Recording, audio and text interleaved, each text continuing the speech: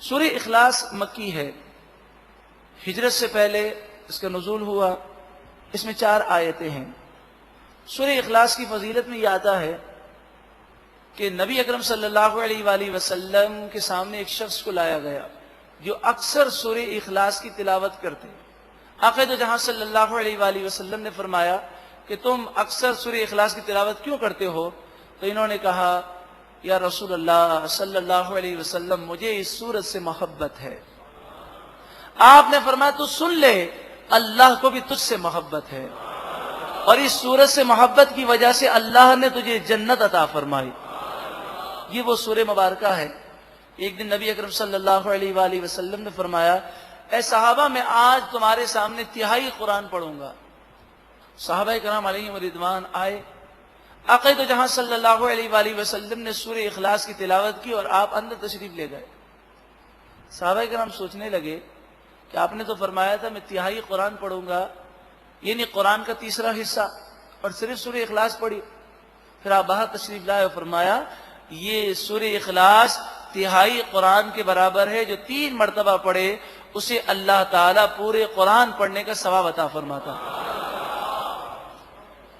نبی اکرم صلی اللہ علیہ وآلہ وسلم جب رات کو آرام فرماتے تو سورہ اخلاص پڑھتے، سورہ فلق اور سورہ ناس، ان تینوں سورتوں کو آپ ایک ایک مرتبہ پڑھتے بسم اللہ شریف کے ساتھ، اور پھر اپنے ہاتھوں پر دم کرتے، اور سب سے پہلے یہ ہاتھ اپنے سر پر پھیرتے، پھر اپنے چہرے پر، پھر اپنے جسم کے اگلے حصے پر، پھر پچھلے حصے پر، پھر دوبارہ ایک ایک مرتبہ سورہ اخلاص، سورہ فلق اور سورہ ناس آپ پڑھتے۔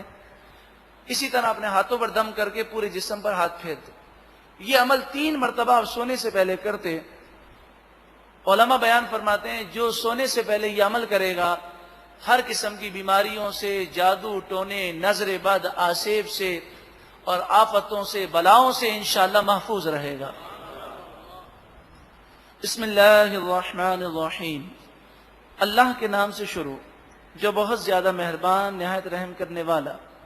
قل، اے محبوب آپ فرمائیے، هو اللہ احد، وہ اللہ ایک ہے۔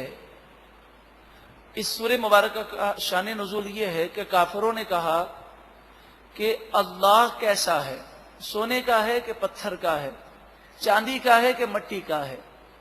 تو اس پر یہ سورہ مبارکہ نازل ہوئی کہ اس کی شان تو ہم کیا بیان کر سکیں گے، اس کو سمجھنے سے عقل قاصر ہیں۔ قل، اے محبوب آپ فرمائیے اللہ کی یہ شان ہے، هو اللہ احد، وہ ایک ہی ہے، یکتا ہے۔ اللہ الصمد، اللہ صمد ہے، بے نیاز ہے، وہ کسی کا محتاج نہیں، ساری کائنات اس کی محتاج ہے۔ لم یلد، نہ تو وہ کسی کا باپ ہے، ولم یولد، اور نہ وہ کسی کا بیٹا ہے۔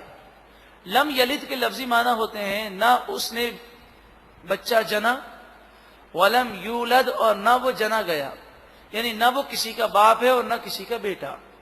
ولم یکن لہ کفوا احد، اور اس کے برابر کوئی نہیں، اس کا ہمسر کوئی نہیں، اس کا مقابلہ کوئی نہیں کر سکتا۔ اے مالک و مولا، سورہ اخلاص کی ساری فضیلتیں ہمیں عطا فرما۔